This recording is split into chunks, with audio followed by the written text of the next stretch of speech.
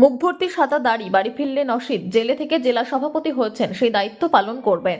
19 দিন পর জামিনে জেল মুক্তি ঘটল অসিত মজুমদারের। বললেন, দল যে দায়িত্ব দিয়েছেন তা পালন করব। আগের দলের সঙ্গে বেইমানি করিনি, আগামী দিনেও করব না।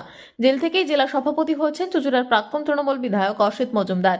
বিধানসভা নির্বাচনে অসিত মজুমদারকে টিকিট দেয়নি তৃণমূল, তার জায়গায় দেবাংশু ভট্টাচার্যকে প্রার্থী করেছিল। প্রার্থী ঘোষণার পরই দলের প্রতি ক্ষোভ উগরে দিয়েছিলেন। হুগলির সাংসদ রচনা বন্দ্যোপাধ্যায় মমতা বন্দ্যোপাধ্যায়ের কান ভরে তার টিকিট কেটে দিয়েছিলেন বলে অভিযোগ করেছিলেন।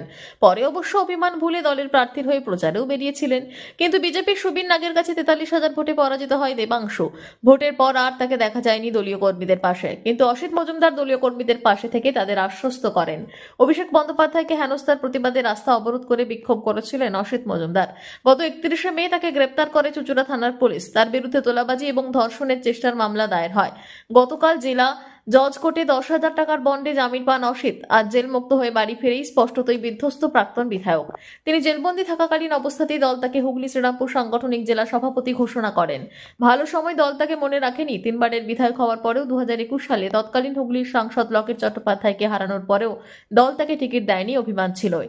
সাংসদ রচনা বন্দ্যোপাধ্যায় মিতালি বাগরা বিরোধী শিবিরে নাম লিখিয়েছেন। একে একে নেতারা মমতার সঙ্গ ত্যাগ করেছেন। বলা হয়, খারাপ সময় বন্ধু চেনা যায়। মমতার খারাপ সময়ে তাকে ত্যাগ করেছেন পুরনো সঙ্গীরা। দলের এখন খারাপ সময়, আর সেই সময় অসিত বলছেন, দল যে দায়িত্ব দিয়েছে কখনো বেইমানি করিনি, তা পালন করার চেষ্টা করব। দল দায়িত্ব দিয়েছে, আমি দায়িত্ব পালন করার চেষ্টা করব।